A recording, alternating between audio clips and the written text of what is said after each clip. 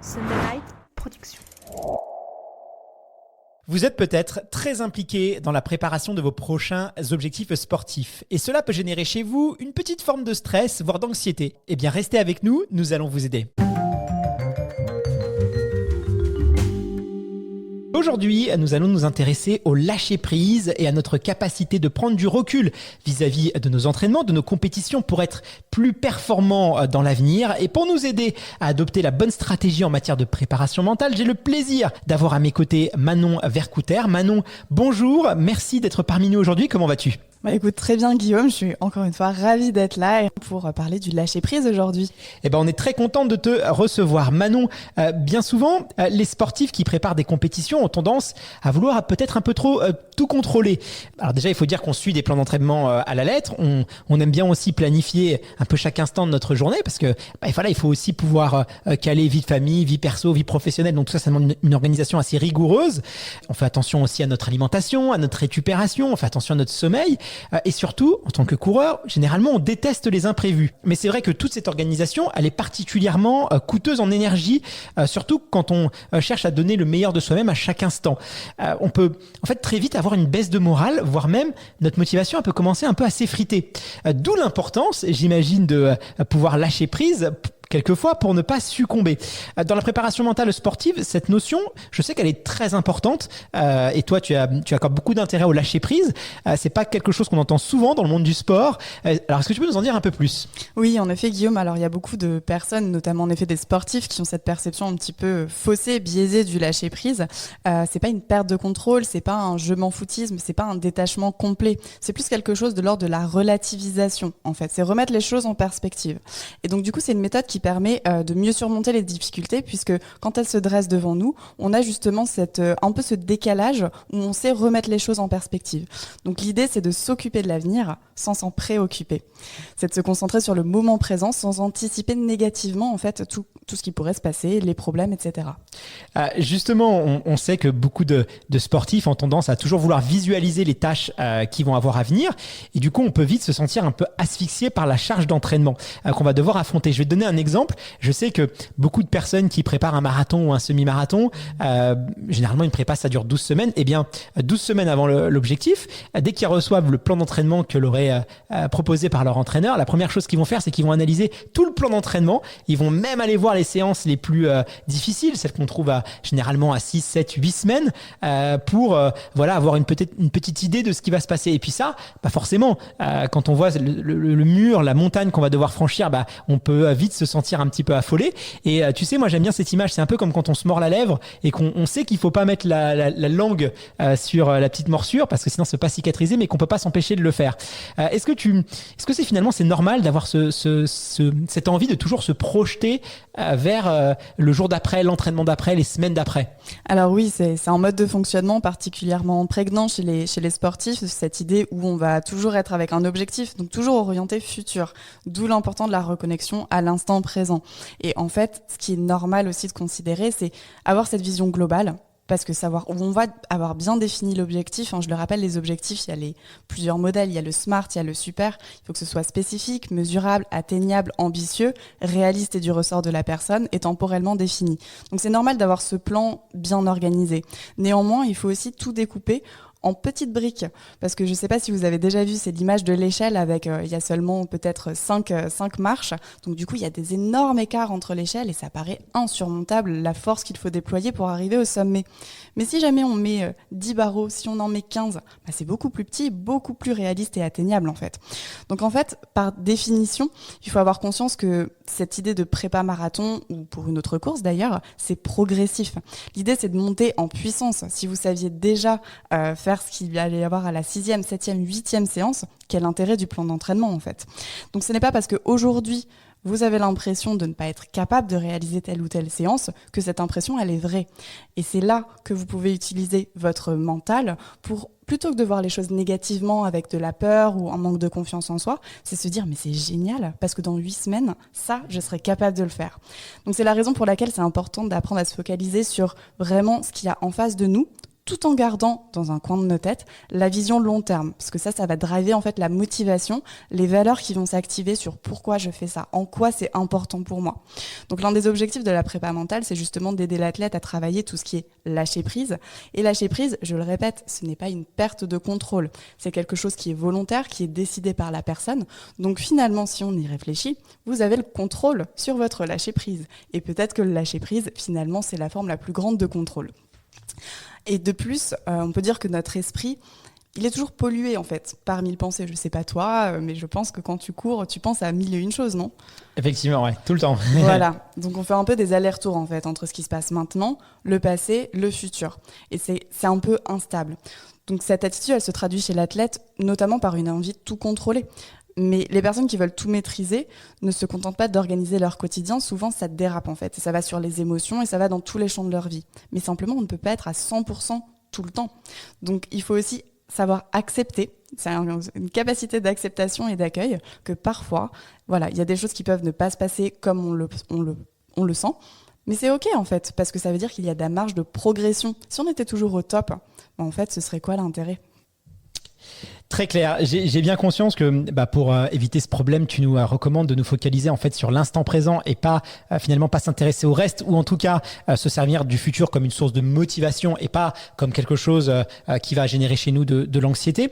Mais je sais que chez certains, c'est pas du tout évident de faire ça, hein. Crois-moi, ils veulent à tout prix être rassurés sur le fait qu'ils vont arriver à faire les séances qui sont demandées par leur coach. Ils veulent être rassurés sur le fait que ils vont rester un peu dans leur zone de confort et qu'ils vont pas être bousculés. Parce que s'ils ont l'impression de pas réussir à faire une séance, celle ou celle séance, ça va complètement les déstabiliser. Du coup, pourquoi est-ce que c'est compliqué pour ces personnes-là d'accepter cette part d'incertitude ? En fait, ça rejoint justement cette nécessité, cette envie ou ce besoin de tout contrôler, et notamment sur les émotions. Donc c'est un peu un comportement qui peut traduire, alors pas nécessairement tout le temps, mais qui peut traduire un besoin d'estime, de confiance, de vouloir performer pour les autres, faire plaisir à son entourage, son coach, sa famille, ses proches. Donc c'est un manque de confiance en soi qui peut aussi être à l'origine de ce perfectionnisme. Ça paraît un petit peu ambivalent ou étrange, mais néanmoins, si la personne n'a pas confiance en elle, forcément qu'à l'extérieur, elle va projeter le plus possible de performance, de force, et vraiment contrôler cette image qu'elle renvoie pour être sûr que personne ne voit ce qu'il y a derrière. Donc la crainte de décevoir l'entourage, de ne pas être à la hauteur, sont des raisons qui peuvent expliquer une telle attitude, entre autres. Alors justement, si on cherche à se libérer de ces tensions et être vraiment dans le moment présent, qu'est-ce que je nous conseille de faire ? Alors, pour apprendre à lâcher prise, c'est important de se recentrer sur ce qui se passe dans l'instant présent. Alors, comment on fait ça ? Par exemple, vous avez une séance de piste à réaliser dans quelques jours, vous vous demandez si vous allez réussir à tenir les allures demandées par votre entraîneur. Ça sert à rien de commencer à projeter tout ce qui pourrait se passer de mal. Parce que dans tous les cas, c'est une possibilité. Mais ça ferait quoi de penser à tout ce qui pourrait se passer de bien aussi, finalement ? On ne sait pas de quoi l'avenir est fait. Donc simplement, en lâchant prise sur ces pensées parasites, ça permet de se dire, de toute façon, je ne saurais pas tant que je n'aurais pas fait. Donc autant se concentrer sur ce sur quoi vous avez le contrôle. Et ce sur quoi vous avez le contrôle, c'est pas le passé, c'est pas le futur, c'est le présent. Donc simplement en faisant de la méditation, ça peut beaucoup aider. En faisant de la visualisation, dont on a parlé dans l'épisode précédent. Également, ce qui est très utile, c'est des techniques qui associent le corps et l'esprit. Par exemple, l'exercice de la marche afghane ou l'exercice de la cohérence cardiaque. Ce sont des exercices de respiration qui sont très simples, qui sont accessibles pour tous et qui permettent de recentrer la personne dans son corps, en fait. Et en se concentrant, par exemple, sur la respiration, on peut faire la respiration en carré. 5 secondes inspiration, bloquer 5 secondes expiration, bloquer 5 secondes. Vous faites ça pendant 3, 4, 5 minutes ou plus, dans ce qui est confortable. Et tout cela permet d'apporter des modifications physiologiques. Ça ralentit le rythme cardiaque, ça permet de sécréter certaines hormones qui vont amener davantage d'apaisement, de relaxation et qui vont permettre de vous ancrer exactement dans l'état d'esprit où vous avez besoin d'être, c'est-à-dire dans l'ici et le maintenant. C'est un peu les phénomènes de ce qu'on voit aussi, la mindfulness, la méditation pleine conscience.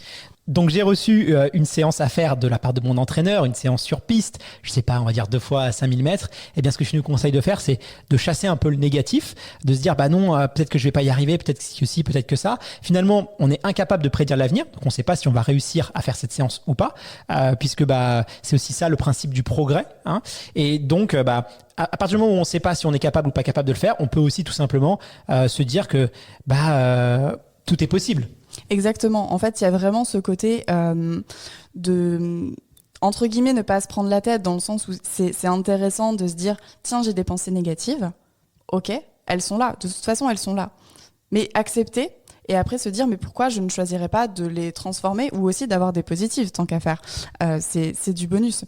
Donc c'est vraiment construire une routine. Ça peut aider. Ce qu'on appelle le Miracle Morning, c'est hyper à la mode en ce moment. Et c'est super efficace en fait. C'est-à-dire que bénéficier pendant la première heure après le lever une heure de rituel où vous allez écrire, méditer, peut-être faire de l'auto-hypnose, peut-être vous entraîner, manger quelque chose, une boisson chaude, etc. Tout ça, ça permet de conditionner, encore une fois, le corps et ça amène des sensations agréables pour l'esprit.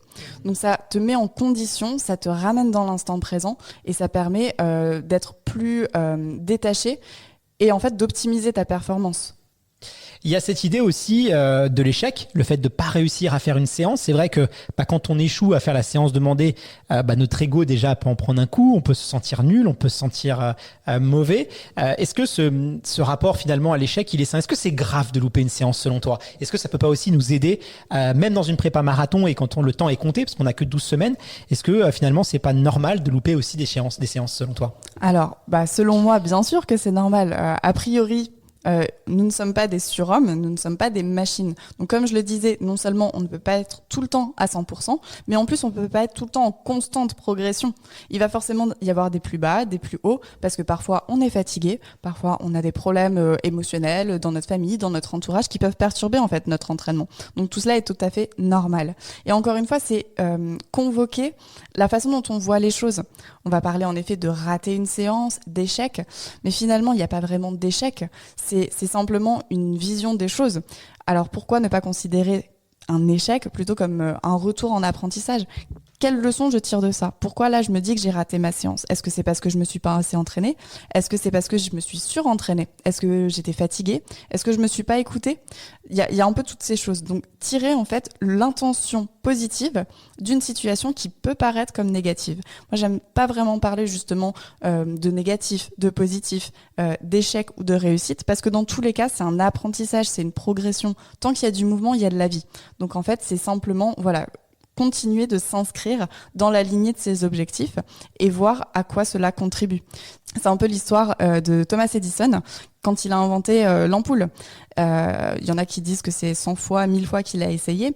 Et quand il a présenté à sa conférence de presse l'ampoule qui fonctionnait, il y a un journaliste qui lui a dit « Oui, mais quand même, vous avez raté 99 fois ou 999 fois. » Il fait « Non, je n'ai pas raté. J'ai simplement trouvé 999 autres moyens de ne pas faire une ampoule. » C'est simplement en fait une question de point de vue et de perspective sur les choses. Et tout cela, quand on relativise et quand on se concentre entre guillemets sur le positif, ça permet vraiment de tirer parti de toute situation, même si ça peut paraître un peu négatif ou ralenti dans notre plan d'entraînement. Et si quelquefois on est un peu submergé par la charge de travail, par nos engagements familiaux, personnels, sociaux, les entraînements qui deviennent de plus en plus intensifs et plus en plus durs, et qu'on commence à se sentir un petit peu dépassé par tout ça, qu'est-ce que tu nous conseilles de faire comme exercice pour mieux comprendre? Est-ce qu'il faut aussi savoir lâcher un peu du lest? C'est quoi la bonne attitude à avoir? Donc en fait, il n'y a pas forcément de bons ou de mauvais comportements. Néanmoins, ce qui peut aider, c'est encore une fois de rentrer dans l'instant présent. S'il y a une surcharge mentale des choses, ce qui peut aider, c'est écrire. Alors, ça parle peut-être pas forcément à tout le monde, mais écrire ou parler avec quelqu'un d'extérieur, déjà, pour pouvoir poser les choses. C'est un peu sortir tout ce qu'il y a de la tête, le coucher sur le papier ou sur un écran d'ordinateur, peu importe, ou même le parler, l'enregistrer en vocal, ce qui vous vos fonctionnements, en fait, ce qui vous parle le plus. Et ensuite, c'est prioriser, c'est rétablir un peu de l'organisation. C'est se dire, j'accepte aujourd'hui de me dire que cette semaine, je suis full de partout et je commence à sentir que je n'y arrive plus. Quelles sont mes priorités ? Est-ce que ma priorité, c'est de passer du temps avec ma famille ? Et dans ce cas-là, prendre conscience que la priorité, c'est la famille, ça permet d'accepter, de ralentir peut-être un petit peu sur l'entraînement. À l'inverse, s'il y a une course qui arrive ou une grosse compétition, c'est peut-être se dire, bon, j'accepte de passer un petit peu moins de temps avec mes enfants, par exemple, parce que je sais que ça va être juste 1, 2, 7 jours, 8 jours, je ne sais pas. Et déjà, ça permet de réorganiser ses perceptions. C'est simplement en fait faire un zoom arrière sur les choses en considérant tous les pans de sa vie et en sachant que dans tous les cas, on ne peut pas être partout à la fois. Donc c'est l'idée de prioriser, organiser, réorganiser ce qui a besoin d'être réorganisé tout en sachant que c'est sur un laps de temps qui est court et qui est défini. Donc tout peut changer. C'est pas parce que pendant une semaine, vous allez finir tous les soirs à 23h votre entraînement que ça veut dire que la semaine d'après, ce sera pareil et que vous passerez encore moins de temps avec votre famille. Ce qui est important aussi, c'est de se reconnecter à ce qu'on appelle les valeurs. Les valeurs, c'est ce qui va vous driver. C'est-à-dire que vous avez votre objectif, qui est, je le rappelle, spécifique, mesurable, atteignable, réaliste, écologique, etc. Au-delà de ça, cet objectif, c'est quelque chose de très concret, de très matériel. Il va vous permettre d'atteindre ce qu'on appelle un but. Dans les buts, c'est déjà un petit peu plus général. C'est pourquoi, en quoi c'est important pour moi de gagner cette course ou de participer à cette course. Il va y avoir d'autres choses.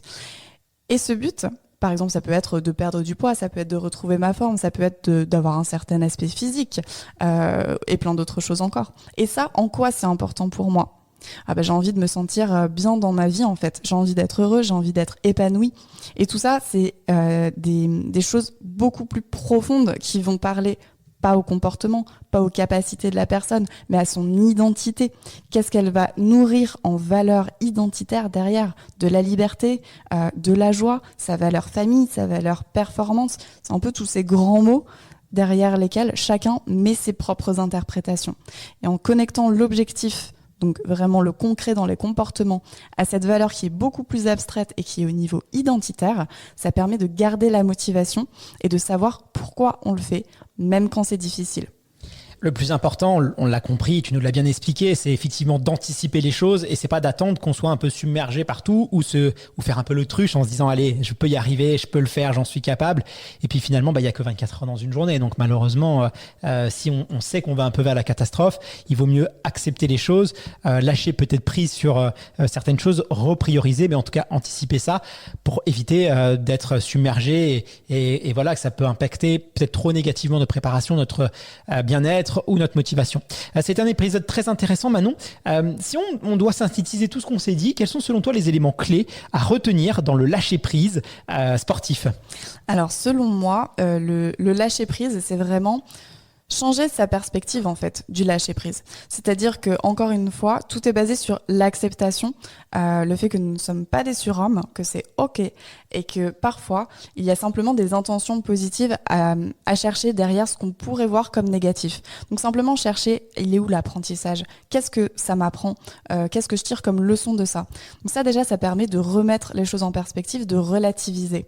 Et en travaillant sur sa capacité d'acceptation, en sachant que de toute façon, on pourra toujours remodifier, réorganiser les choses, que ce soit dans la routine, que ce soit dans le mindset, pourquoi ne pas faire le choix aujourd'hui pour soi-même, non seulement de s'inscrire dans l'instant présent, de se rappeler ce pourquoi on le fait et en même temps de voir les choses de façon entre guillemets plus positive. Merci infiniment Manon pour tous tes conseils. Eh bien, je te donne rendez-vous dès lundi prochain pour un nouvel épisode de Dans la tête d'un coureur. À très vite. À très vite.